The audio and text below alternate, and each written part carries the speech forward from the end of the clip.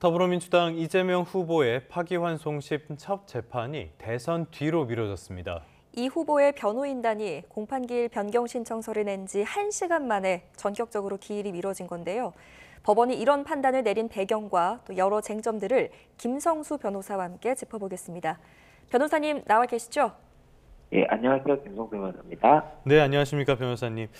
이번에 결정을 내리면서 서울고등법원이 한 이야기를 보면요. 균등한 선거 운동 기회를 보장하기 위해서 재판을 연기했다라고 설명을 했거든요. 정치적인 논란을 의식한 것 같기도 한데 법원이 이런 결정을 내린 배경 뭐로 보십니까? 예, 우선 이 사건에 대해서 설명을 드려야 될 것 같습니다. 이번 사건이 이 공직선거법 파기환송심 사건입니다. 그리고 이 파기환송심 사건이 첫 기일이 5월 15일 2시에 지정이 되었습니다. 그리고 이에 대해서 이재명 후보 측에서 이 기일 연기 신청을 했는데 이 기일 연기 신청의 사유로 헌법 116조에 이 선거운동에 대한 균등한 기회 보장 규정 그리고 또 공직선거법 11조에 후보자 등의 신분 보장에 관한 규정을 주장을 했던 것으로 보이고 이와 관련해서 법원에서 균등한 선거기회 보장을 언급을 했기 때문에 이런 부분 헌법이라든지 공직선거법 해당 규정들을 검토한 것이 아닌가 생각이 되고 또 한 가지가 이 재판의 공정성에 관해서도 언급을 했던 부분이기 때문에 이런 부분 재판의 공정성이라든지 또 사법부의 독립성 이런 부분까지도 감안해서 이 부분 결정을 한 것이다 이런 이야기가 나온 것 같습니다. 네. 파기환송심 결정이 내려지기 전까지의 과정도 굉장히 발빠르게 돌아가지 않았습니까? 그런데 이번에도 역시 이 후보가 공판기일 변경 신청서를 낸 지 1시간 만에 결과가 나왔거든요. 이런 속도가 통상적이라고 볼 수 있을까요?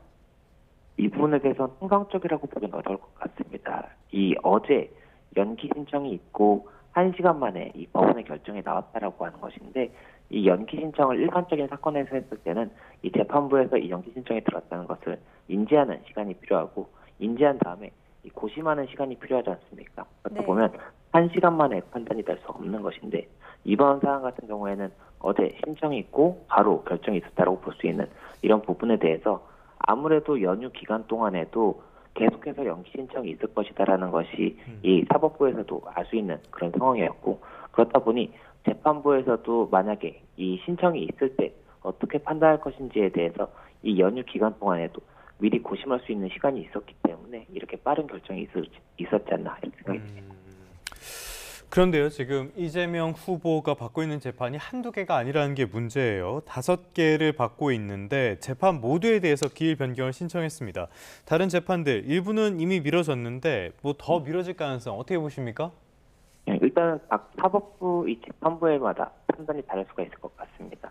이 재판부마다 이 구성 민원도 다르고 또 이 재판부가 각각의 재판 절차에 대해서 진행을 결정할 수가 있기 때문에 이 각 재판부의 판단을 봐야 될 것 같습니다. 그리고 지금 현재는 이 5개 재판 중에 이 어제 있었던 공직선거법 파기환송심 그리고 또 이 대장동 사건 같은 경우에는 5월 기일을 6월로 다 변경을 했기 때문에 이 나머지 재판부가 어떻게 되는지도 중요하게 봐야 되는 부분인 것으로 보이는데 앞서 말씀드렸던 것처럼 이 나머지 재판부들 같은 경우에는 이 각각의 재판부가 각 판단을 할 것이기 때문에 이 부분 조금 더 지켜봐야 되지 않을까 생각이 됩니다.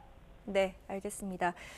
그동안 민주당이 연일 사법부를 압박해 왔었고 또 지금은 조희대 대법원장 탄핵까지 거론하면서 청문회를 열겠다고 하고 있지 않습니까?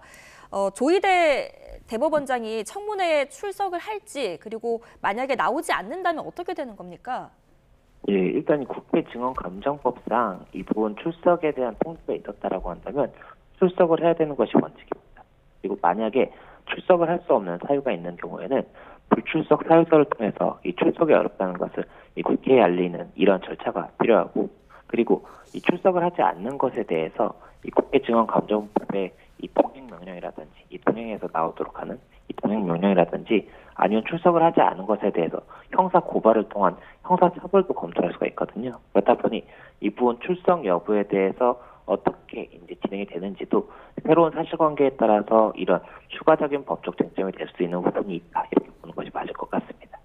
네, 변호사님 수화기에서 입을 조금만 떼주시면은 조금 더 잘 들릴 것 같고요. 방금 전에 조희대 대법원장에 대한 이야기를 해주셨는데요. 현직 판사들이 비판하는 글까지 올리고 있다고 해요. 내부 반발, 뭐 이런 것들 예전에도 보신 적이 있습니까? 예, 어떠한 법원 이런 판단에 대해서 내부적으로 여러 가지 의견이 나왔던 사례가 과거에도 있었습니다. 그리고 이번 같은 경우에도 이 코트넷이라고 법원 내부 게시판이 있습니다. 이 내부 게시판에서 이 일부 판사들의 이번 대법원의 판단이라든지 조희대 대법원장의 이 재판 절차 진행 등과 관련해서 여러 가지 의견이 나오고 있는데, 이 중에 일부에 대해서는 아무래도 이 조희대 대법원장의 이 판단이라든지 진행이 굉장히 조금 여러 가지로 이 선거와 관련한 부분까지도 겹쳐 있을 수 있다라는 이야기가 나오고 있기 때문에 이에 대해서도 여러 가지 반발이 나오고 있다, 이런 이야기가 나오는 것 같습니다. 네, 여기에 더해서 민주당이 형사 피고인이 대통령에 당선이 되면 진행 중인 재판을 정지하도록 하는 형사소송법 개정까지 추진 중입니다. 오늘 법사위 전체 회의에서 단독으로 처리하겠다 이렇게 예고했는데 이게 법적으로 문제는 없을까요? 일단 형사소송법을 개정을 해서 이 부분에 대해서 이 대통령이 당선이 되면 이 해당 사건과 관련해 이 사건이 정지가 된다라는 규정을 만든다라고 한다면, 이에 따라서 이 형사소송법의 진행, 형사소송 자체의 진행에 대해서는 그 법에 따른 진행이 가능할 것으로 보입니다. 결국에는 정지가 될 수가 있겠죠. 그런데 이것이 추후에도 문제가 될 수가 있는 것은 이 헌법 84조가 이 대통령은 내란 또는 외환의 죄를 범한 경우를 제외하고는 재직 중에 형사상의 소추를 받지 아니한다라고 되어 있는데, 이 형사상의 소추가 만약이라도 형사 재판을 포함하는 개념이 아니라고 했을 때는 이에 대해서는 헌법에 위배되는 것은 아니냐, 이런 주장이 나올 수가 있는 것이고, 그와 관련해서는 이 주장을 펼치는 측에서 헌법재판소의 그 해석을 판단을 구하는 이런 청구도 가능할 수가 있기 때문에 네. 이런 부분까지는 추후에 결국엔 헌법과 어떠한 관계가 있는지, 이것이 가장 중요하지 않을까 생각이 됩니다. 알겠습니다. 지금까지 김성수 변호사와 함께 이재명 후보에 대한 선거법 위반 사건 연기에 대한 내용들 짚어봤습니다. 오늘 말씀 고맙습니다. 네, 고맙습니다.